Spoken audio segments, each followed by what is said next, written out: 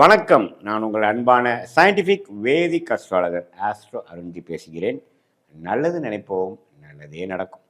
இப்போ பார்த்தீங்கன்னா, இந்த வீடியோவில் சிம்ம ராசிக்காரர்களுக்கு மார்ச் 2026 மாதம் எத்தகைய ஒரு மாதமாக இருக்க போகுதுங்கிறத சயின்டிஃபிக் வேதிக் அஸ்ட்ராலஜி முறையில் எதையும் மிகைப்படுத்தாமல் உள்ளது உள்ளவாறு பரிகாரங்கள் அது மாதிரி விஷயத்துக்கெல்லாம் போகாமல் எந்த கிரகங்கள் எப்படி இருந்தால் எது மாதிரி ஒரு தாக்குதல் நம்மளுடைய வாழ்க்கையில் எந்த தாக்கம் கொடுக்கும் அப்படிங்கிறத துல்லியமாக அறிவியல் சார்ந்த சாஸ்திரமாகிய இந்திய வேத ஜோதிட அடிப்படையிலான சயின்டிஃபிக் வேதிக் அஸ்ட்ராலஜி முறையில் நம்ம பார்க்க போகிறோம்.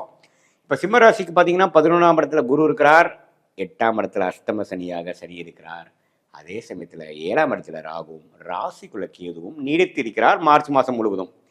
இப்போ மாத கிரகம் என்று சொல்லப்படுகிற செவ்வாய், புதன், சூரியன், இந்த 3 கிரகம் பார்த்தீங்கன்னா ராகுவோட சேர்கிறார். எங்க சேர்றார்?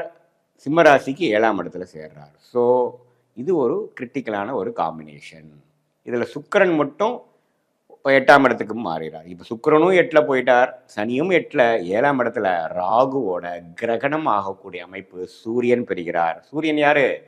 உங்களுடைய ராசி அதிபதி. அதே சமயத்தில் புதனும் பெறுகிறார். அப்படிங்கிறப்போ மார்ச் மாதம் குறிப்பாக சொல்லணும்னா முதல் 2 வாரம் மார்ச் 15 வரைக்கும் கொஞ்சம் சிம்மராசிக்காரங்களாம் பொறுமையாக மனக்கலக்கங்கள் இல்லாமல் சிந்தித்து செயல்பட வேண்டிய அவசியம் தேவைப்படுகிறது. இதில் ஒரே ஒரு நல்ல விஷயம் என்னன்னா, குருவின் 9ஆம் பார்வை பெறுகிறார். ஸோ குருவின் 9ஆம் பார்வை பெறுவதனால ஒரு பெரிய பிரச்சனைகள் அப்படிலாம் இல்லை. ஆனாலும் அந்த சூரியன் என்று சொல்லப்படுகிற ராசி அதிபதி ராகுவோட சேரும் பொழுது எப்போ சேர்றார்? மார்ச் 1ஆம் தேதியே பார்த்தீங்கன்னா சூரியன் 14 டிகிரி 16 டிகிரி, ராகு 14 டிகிரியில் இருக்காங்க. கிட்டத்தட்ட 2 டிகிரி சேர்றாங்க மார்ச் 1ஆம் தேதி. ஸோ அப்படி சேரும் பொழுது ராசி அதிபதியே ராகுவோட சேரும் பொழுது அதே சமயத்தில் செவ்வாயும் பக்கத்திலேயே உங்களுக்கு இருக்கும் பொழுது உங்களுக்கு கொஞ்சம் நீங்கள் யாரை டீல் பண்ணுறீங்க, வாழ்க்கையில் நீங்கள் அன்றாட வாழ்க்கையில் சந்திக்கக்கூடிய யார்? உங்களுடைய ஸ்பவுஸ், கணவனாக இருந்தால் மனைவி, மனைவியாக இருந்தால் கணவன், அதே மாதிரி உங்களுடைய பங்குதாரர்கள், கிளைண்ட்ஸ், கஸ்டமர்ஸ், எல்லாமே உங்களுடைய வேலையாட்கள் யாரை நீங்கள் டெய்லி அவங்களோட பிள்ளையெல்லாம் பார்த்தீங்கன்னா சில சங்கடங்கள் சில பிரச்சனைகள்லாம் வந்துட்டு போகிற மாதிரி இருக்கும். வந்து நீடிக்காது, வந்துட்டு போகிற மாதிரி இருக்கும். ஏன்னா குருவின் பார்வை நிவர்த்தி. இப்படி தான் கர்மா செயல்படுகிறது. இப்போ உலகமே பார்த்தீங்கன்னா கொஞ்சம் ஸ்தம்பித்து போகக்கூடிய அமைப்புகள்லாம் இந்த கும்பத்தில் ராகு கேதுகள் இருக்கிறது கொஞ்சம் பிரச்சனை. அதே சமயத்தில் சிம்மராசிக்காரர்களுக்கு உங்கள் தனி மனித ஜோதிடத்துக்கு உங்கள் ராசி அதிபதியே கொஞ்சம் பாதிப்புள்ளாகிறதுனால கொஞ்சம் கவனமாக இருக்கக்கூடிய அமைப்பு இருக்குது. பட் குருவின் பார்வையினால் பெரிய வாழ்க்கையை பிரட்டி போடுற அளவுக்கு ஒன்றும் நடந்துடாது. அதே சமயத்தில் கொஞ்சம் கவனமாக இருக்கக்கூடிய அமைப்பு. திருமண விஷயங்கள் கலப்பு திருமணமெல்லாம் ஆகக்கூடிய அமைப்பு இருக்குது. ஏன்னா ராகு சம்மந்தப்படுறார், அப்படியாவது சுக்கிரனும் சனியோட சேர்றாரு பார்த்தீங்களா? அப்படிங்கிறப்போ இந்த மாதிரி ஒரு லவ் மேரேஜு, வேறு மதத்தை விரும்புகிறவங்க, கிறிஸ்டின், இந்து முஸ்லீம், அது மாதிரி வேறு மதத்தில் இருக்கிறவங்க ஒன்று சேரக்கூடிய அமைப்பு, வாழ்க்கையில் ஒன்று சேரக்கூடிய அமைப்பெல்லாம் இருக்குது. குருவின் பார்வை அதை உங்களுக்கு அமைச்சு கொடுக்கும். பேரண்ட்ஸோட சப்போர்ட் கிடைக்கும், கன்சென்ட் கிடைக்கும். அதெல்லாம் ஒரு நல்ல விஷயங்கள் இருக்குது. இந்த அஷ்டம சனிலையும் இதெல்லாம் கொஞ்சம் இருக்கும். ஆனால் கொஞ்சம் டென்ஷனாக தான் இருக்கும். ஏன்னா அஷ்டம சனி நடந்துட்டு இருக்கு இல்லைங்களா? எல்லாமே சந்தோஷமாக நாளைக்கு என்ன நடக்குமோ, நாளானைக்கு என்ன நடக்குமோ, அடுத்த மாதம் எப்படி நடக்குமோங்கிற மாதிரி கொஞ்சம் மனக்கவலைகளும் கிளாரிட்டி கொஞ்சம் குறைவாகவும் தென்படக்கூடிய அமைப்புகள் இருக்குது. அதனால் கொஞ்சம் கவனமாக இருக்கக்கூடிய ஒரு காலகட்டமாக இருக்குங்க. இது பொதுவான பலனையை தவிர உங்களுடைய ஜென்ம ஜாதகத்தில் என்ன தசாபுக்திகள் போய் கொண்டிருக்கிறது, எது மாதிரி அமைப்புகள் உங்களுடைய ஜென்ம ஜாதகத்தில் என்ன மாதிரி தசாபுக்திகள் போய் கொண்டிருக்கிறது, உங்களுடைய லக்னம் என்ன, நீங்கள் எந்த நேரத்தில் எந்த தேதியில் எந்த ஊரில் பிறந்தீங்கிற உங்கள் ஜாதகத்தை வச்சு பார்க்கும் பொழுது துல்லியமாக சொல்ல முடியும். இப்போ நம்ம பார்த்தது பார்த்திங்கன்னா பொதுவான பலனே தவிர உங்களுடைய ஜாதகத்தில் எது மாதிரி தசாபுக்திகள் போகுது, அந்த தசநாதன் இப்போ கோச்சாரத்தில் நம்ம பேசுறதுல எப்படி இருக்கார், புக்திநாதன் இப்படி இருக்கிறாருங்கிறதெல்லாம் சேர்த்து வைத்து பார்க்கும் பொழுது உன்னுமே துல்லியமான பலன்கள். ஷார்ட் டேர்ம் எப்படி இருக்குது, அடுத்த ஃபியூ மந்த்ஸ், அடுத்த சில மாதங்கள் எப்படி இருக்கிறது, அடுத்த சில ஆண்டுகள் எப்படி இருக்குது, எது மாதிரி விஷயங்கள் லாங் டேர்மில் இருக்குது, எது மாதிரி விஷயம் ஷார்ட் டேர்ம் இருக்குங்கிறது உங்களுடைய ஜாதகத்தை துல்லியமாக சயின்டிஃபிக் வேதிக் அஸ்ட்ராலஜி முறையில் போட்டு துல்லியமான பலன்கள் நம்ம எடுத்து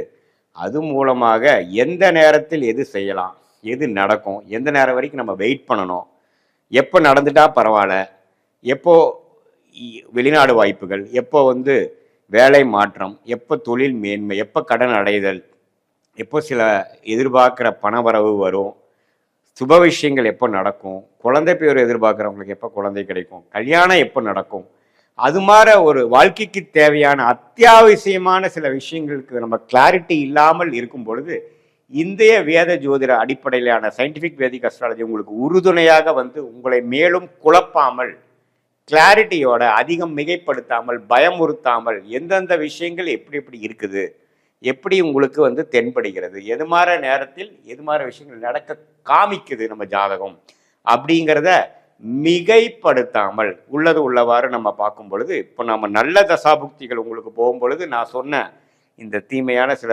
பலன்கள் சொல்லியிருந்தேன்னா அது ரொம்ப கம்மியாகவும், மிகவும் சுமாரான ஒரு பிரச்சனைக்குரிய தசாபுக்திகள் உங்களுக்கு போகும் பொழுது நான் சொன்ன தீமையான பலன்கள் உங்களுக்கு அதிகமாகவும் இருக்கிற மாதிரி நீங்கள் எடுத்துக்கணும்.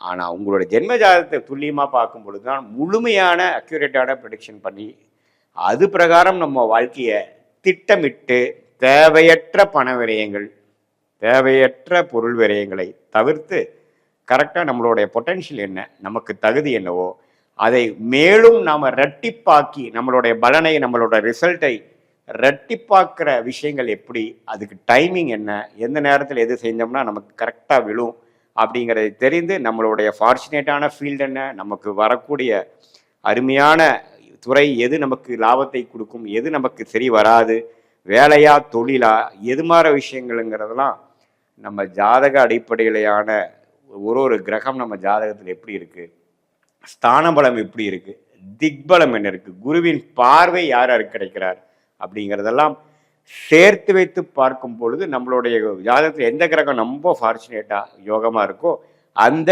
கிரகத்தின் சார்ந்த தொழிலோ வேலையோ அதில் போனோம்னா நம்ம உண்மையிலேயே சீக்கிரமாக எளிதில் வாழ்க்கையில் வெற்றி பெற முடியும். அதே சமயத்தில் நமக்கு வேணுங்கிற ரெகக்னிஷன், நம்மளுடைய பொட்டென்ஷியல் என்னவோ அதை தேவையற்ற விஷயத்தில் போய் அதை செலவிட்டு சமய விரயங்கள், பண விரயங்கள்லாம் பண்ணாமல் ஈஸியாக நம்மளோட எளிதில் எதிர்நீச்சலே போடாமல் நம்மளுடைய கர்மா என்ன சொல்லுதுங்கிறதை தெரிந்து அதுக்கு தகுந்த மாதிரி நம்மளுடைய லைஃப் கோல்ஸ், வாழ்க்கை குறிக்கோள்களை அலைன் பண்ணிட்டோம் அப்படின்னா நம்மளுடைய இந்திய வேத ஜோதிட அடிப்படையிலான சாஸ்திரம் மூலமாக நம்மளை பற்றி நாமளே தெரிந்து கொண்டு நம்மளுடைய கர்மாவை தெரிந்து கொண்டு வாழ்க்கையில் தேவையற்ற விஷயங்களை தவிர்த்து தேவையான விஷயங்களை சரியான நேரத்தில் செய்து வாழ்க்கையில் வெற்றி பெற முடியும் என்று சொல்ல விரும்புகிறேன். மீண்டும் மற்றொரு காணொளியில் சந்திப்போம். நன்றி, வணக்கம்.